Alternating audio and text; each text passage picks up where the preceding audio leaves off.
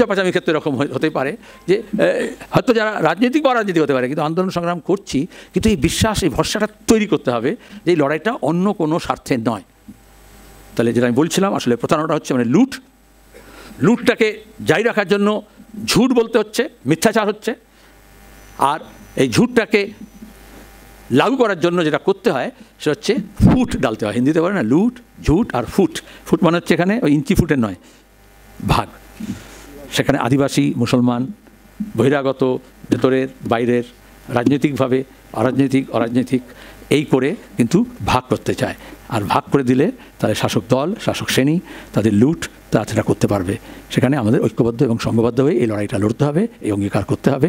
এবং শহুরে মানুষের মধ্যে, বীরভূমের বাইরে, মোহাম্মদবাজারের বাইরে, দেউচা পাচামির বাইরের অনেক মানুষের কাছে এখনও স্পষ্ট নয়। কারণ প্রবল জোরে, মিডিয়ার জোরে, বিজনেস জামিনের জোরে মনে হচ্ছে একটা বিশাল কয়লা খনি হচ্ছে, সব সমস্যার সমাধান হয়ে যাবে। কিন্তু আদতে এই যে লুটটা হচ্ছে সেটা কিন্তু আমাদেরই নিয়ে যেতে হবে এবং সব মাধ্যমে নিয়ে যেতে হবে। সে কাজ আমরা করব। এই অঙ্গীকার নিয়েই এই সংহতি সবার সাফল্য কামনা করছি। ধন্যবাদ। এটা ভালো লাগলো যে আপনারা লিখেছেন এই সংহতি, তাহলে এটা গুরুত্বপূর্ণ, সেই সংহতির মধ্যে আমরা আছি। 2, প্রতারণার খনি। আসলে খনি কী হবে সেটা আমরা জানি না, এখনও তো খাদান। যা করতে চাইছে সেটা হচ্ছে পাথর তোলা। WBPDCL যেহেতু পাওয়ার জেনারেশন করে এবং তার জন্য তার ব্যাকওয়ার্ড লিঙ্কেজ হিসেবে কয়লা এবং কয়লা খনি গল্প নেই এখনও। সুতরাং WBPDCLকে হাত ধরা উচিত। নাহলে এই যে প্রতারণা, এই যে দুর্নীতি, এই যে ঠকবাজি, এই যে লুট, তাতে একটা আমরা সবাই বিদ্যুৎ ক্ষেত্রে পাবলিক সেক্টর থাকুক, প্রাইভেট কোম্পানি আসবে না, এটা আমরা চাই। কিন্তু WBPDCLকে কেন ব্যবহার করা হচ্ছে এই কাজে, WBPDCL-এর চেয়ারম্যানকেও বলছি, যদি ভবিষ্যতে এই প্রতারণার দায় থেকে মুক্ত থাকতে চান, নাহলে আপনাদের গলায়ও গর্দানে কিন্তু হাত পড়বে আইনের। কারণ এটা মিথ্যাচার হচ্ছে এবং সেটা যে এফিডেভিট করা হয়েছে কোর্টে, তাতে ধরা পড়েছে। ইতিমধ্যে আপনারা বলেছেন, শুনেছেন, আমরা প্রেস কনফারেন্স করে বলেছি। তারপরে অনেক তথ্য আরও আমরা ফরওয়ার্ড লিঙ্কেজ এবং ব্যাকওয়ার্ড লিঙ্কেজ কী হচ্ছে সেগুলো তথ্য পেয়েছি।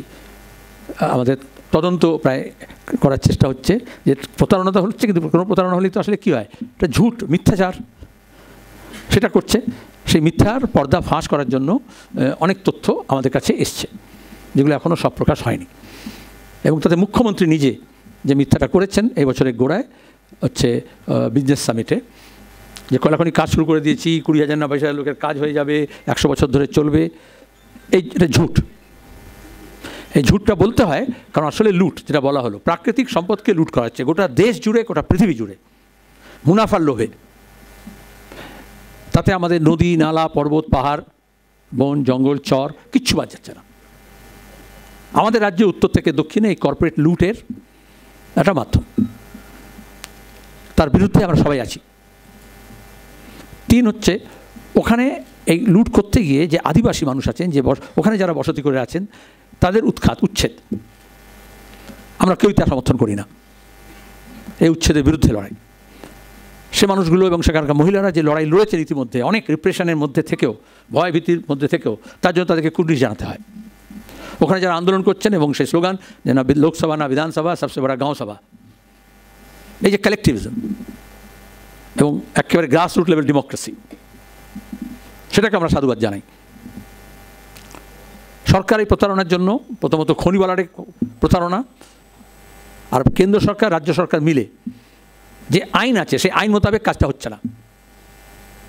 এই যে 12 একরের মধ্যে পাইলট প্রজেক্ট, এই সবটা হচ্ছে একটু হুডউইঙ্ক, ধাপ্পা দেওয়ার জন্য, আইন থেকে বাঁচার জন্য। যেহেতু 12 একরের বেশি জমি নিয়ে যদি প্রকল্প হয়, তাহলে তার যে পরিবেশের ব্যাপার সংক্রান্ত যে শর্তাবলীগুলো আছে সেগুলো মানতে হবে। আর 12 একরের নিচে হলে, ছোটো প্রজেক্ট হলে ওই A, B ক্যাটাগরি আছে। তাহলে একদিকে বলছে আমরা বিশাল কয়লা খনি করছি, আর অন্যদিকে 12 একরের মধ্যে এটা হচ্ছে পাইলট প্রজেক্টের নাম করে তাতে বলেছে এটা ধাপে ধাপে হবে।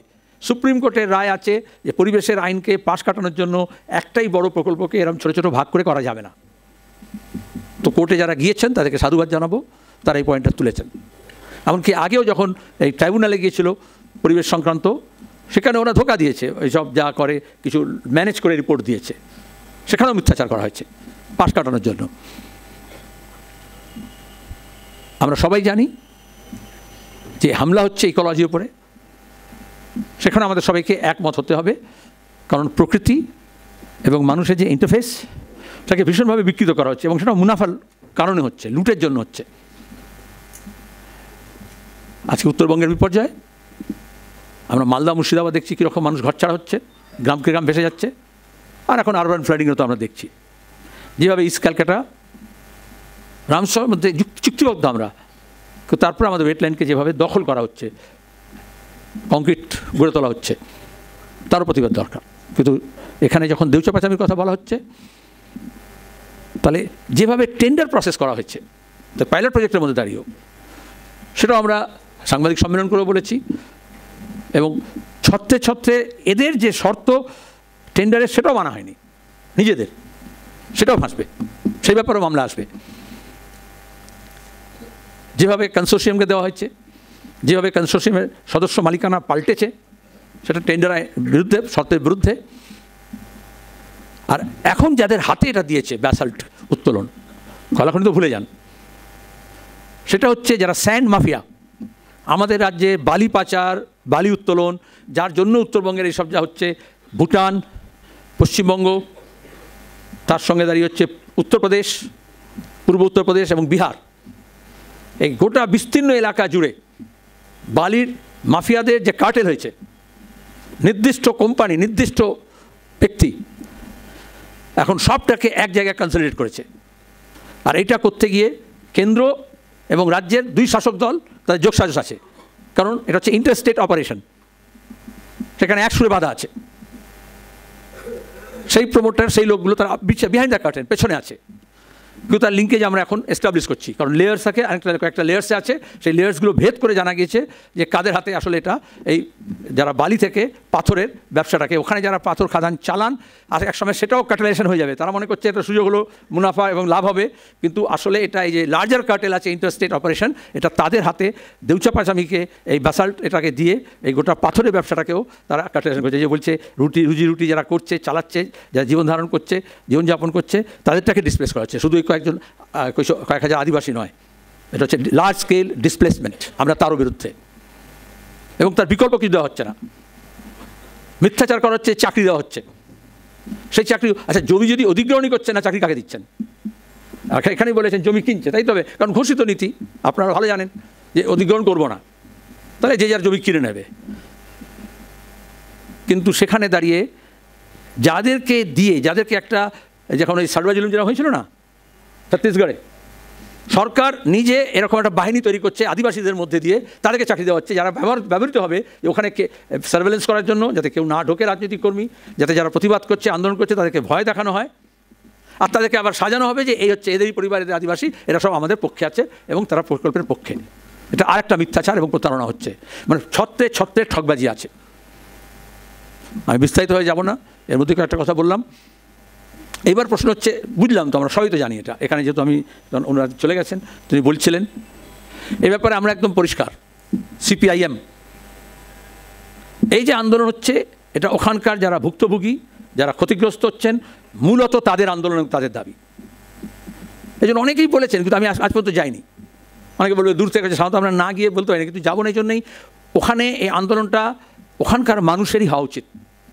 আমরা যেটা করতে পারি সেই বার্তাটা বাইরে, ওরা তো ঘিরে মারতে চায়, বাইরে থেকে কাট অফ করতে চাইছে, যারা গিয়েছে তাদের উপর আক্রমণ হয়েছে, এটা যা বলা হলো, প্রসেনজিতের কথা বলা হলো, অন্যান্যদেরকে জেল দিয়েছে, মেরেছে, ঢুকতে দেয়নি, আটকাচ্ছে, এখনও ভেতরে ঢুকতে, মানে মুক্তাঞ্চলের মতো করে রাখার চেষ্টা করা হয়েছে ঘেরাবন্দি করে। আর তারপর সংস্কৃতি কর্মী, আপনার সিভিল সোসাইটির কথা বললেন, বুদ্ধির কথা বললেন, জয়রাজ, এরা আপনারা জানেন যখন গত বছর গোড়ায় তারা সাংস্কৃতিক যাত্রা নিয়ে গিয়েছিল, একেবারে কলকাতা থেকে গিয়েছিল, হুগলি থেকে গিয়েছিল, তারপরে যখন বীরভূমে পৌঁছে বোলপুরেই তাদেরকে হোটেলে আটকে দেওয়া হয়। কিসের ভয়? যে সবটা ট্রান্সপারেন্সিতে হতো, স্বচ্ছতার সঙ্গে হতো, তাদের আটকাতে কেন যাবে, ঢুকতে দেবে না কেন? আক্রমণ করা হলো, মস্তানি করা হলো তাদের উপর, পুলিশ এবং মস্তান দিয়ে আটকানো হলো, যাতে সিভিল সোসাইটি, একদিকে বলা হচ্ছে রাজনৈতিক কোনো হস্তক্ষেপ চলবে না, অন্যদিকে বলা হচ্ছে সিভিল সোসাইটি আপনারা বলছেন, কিন্তু তারা যাতে গেলে তাকে ভয় দেখানো হচ্ছে, শায়েস্তা করা হচ্ছে। এইটাকেও আমাদের ভেদ করতে হবে, এবং সেটা আন্দোলন সংগ্রামের মধ্য দিয়ে, সংহতি আন্দোলনের মধ্য দিয়ে।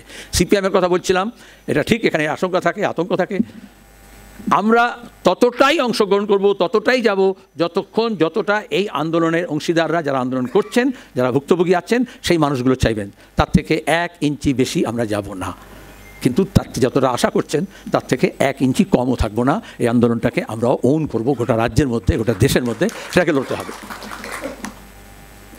আশঙ্কা এই জন্যই থাকে, কারণ রাজনৈতিক দল, রাজনৈতিক ঝান্ডা, রাজনৈতিক ব্যানার, একটা বলা হলো যে ভাগাভাগি হয়ে যায়, যেটা বলা হলো, আরেকটা হচ্ছে হাইজ্যাক করে নেবে। আসলে কোনো রাজনৈতিক দলের যদি অ্যাপেন্ডিক্স হয়ে সিভিল সোসাইটি, এনজিও বা এই ধরনের তথাকথিত অরাজনৈতিক আন্দোলন হয়, তাহলে এই ভয়টা আরও বেড়ে যায়। সে অভিজ্ঞতা হয়, এ রাজ্য সে অভিজ্ঞতা হয়েছে। সেটা ভবিষ্যতে যাতে না হয়, কোনো রাজনৈতিক দলের অ্যাপেন্ডিক্স হয়ে এই মুভমেন্ট যাতে না হয়, আপনারা যা করবেন তার জন্য যে কোর কমিটি করবেন, যে সিদ্ধান্ত করবেন সেটা হবে। তাতে রাজনৈতিক কর্মী থাকতে পারেন, অরাজনৈতিক কর্মী থাকতে পারেন, তাতে কোনো আপত্তি নেই, কিন্তু এটা যাতে নির্দিষ্ট দলীয় রাজনীতির ওপরে উঠে এই কাজটা হয়। আর ওই আদিবাসী মানুষ, তাদের মধ্যে যে সংশয় থাকে সেটা এই আন্দোলনের জন্য শুধু নয়, গত 1 দশক 2 দশকের জন্য নয়, শতাব্দীর জন্য নয়, হাজার হাজার বছর ধরে তারা অবদমিত হয়েছে, শোষিত হয়েছে, নির্যাতিত হয়েছে এবং তাদের অধিকার, তাদের বাসভূমি কেড়ে নেওয়া হয়েছে। অনেক আগে গোবিন্দ নিহালনির একটা সিনেমা এসেছিল আক্রোশ, 80-র দশকে, মহারাষ্ট্রের ব্যাকগ্রাউন্ডে, এই জঙ্গলের গাছ কাটার লোকজন, তা সেখানে বিচারপতি, রাজনীতিবিদ, জনপ্রতিনিধি, পুলিশ, কন্ট্রাক্টর, তাদের নেটওয়ার্ক কীরকম কাজ করে। সেখানে যখন সেই নাসিরুদ্দিন শাহ গিয়ে উকিল হয়ে বলতে চাইছে, এখানে স্বামী আছে বলে বলছি, যে আদিবাসীদের কাছে গিয়ে বলতে চাইছে আমি তোমার হয়ে লড়বো, তোমার ছেলে মারা গেছে, আমি কেস করব, তো সে বলছে না, যাও বাবা যাও, তোমার দরকার নেই। সেটা ও বলছে না, সেটা তার শতাব্দী ধরে তার যে অভিজ্ঞতা হয়েছে। এবং দৈচাপাচামির ক্ষেত্রে এরকম হতে পারে যে হয়তো যারা রাজনৈতিক বা অরাজনৈতিক হতে পারে, কিন্তু আন্দোলন সংগ্রাম করছি, কিন্তু এই বিশ্বাস, এই ভরসাটা তৈরি করতে হবে যে এই লড়াইটা অন্য কোনো স্বার্থে নয়। তাহলে যেটা আমি বলছিলাম, আসলে প্রতারণাটা হচ্ছে মানে লুটটাকে জারি রাখার জন্য ঝুট বলতে হচ্ছে, মিথ্যাচার হচ্ছে। আর এই ঝুটটাকে লাগু করার জন্য যেটা করতে হয় সেটা হচ্ছে ফুট ডালতে হয়। হিন্দিতে বলে না, লুট, ঝুট আর ফুট। ফুট মানে হচ্ছে এখানে ওই ইঞ্চি ফুটের নয়, ভাগ। সেখানে আদিবাসী, মুসলমান, বহিরাগত, ভেতরের, বাইরের, রাজনৈতিকভাবে, অরাজনৈতিক এই করে কিন্তু ভাগ করতে চায়। আর ভাগ করে দিলে তাদের শাসক দল, শাসক শ্রেণী, তাদের লুট, তারা সেটা করতে পারবে। সেখানে আমাদের ঐক্যবদ্ধ এবং সংঘবদ্ধ হয়ে এই লড়াইটা লড়তে হবে, এই অঙ্গীকার করতে হবে। এবং শহুরে মানুষের মধ্যে, বীরভূমের বাইরে, মোহাম্মদবাজারের বাইরে, দেউচাপাচামির বাইরের অনেক মানুষের কাছে এখনও স্পষ্ট নয়। কারণ প্রবল জোরে, মিডিয়ার জোরে, বিজনেস কারজামির জোরে মনে হচ্ছে একটা বিশাল কয়লাখনি হচ্ছে, সব সমস্যার সমাধান হয়ে যাবে। কিন্তু আদতে এই যে লুটটা হচ্ছে, সেটা কিন্তু আমাদেরই নিয়ে যেতে হবে এবং সব মাধ্যমে নিয়ে যেতে হবে। সে কাজ আমরা করব, এই অঙ্গীকার নিয়েই এই সংহতি সবার সাফল্য কামনা করছি। ধন্যবাদ।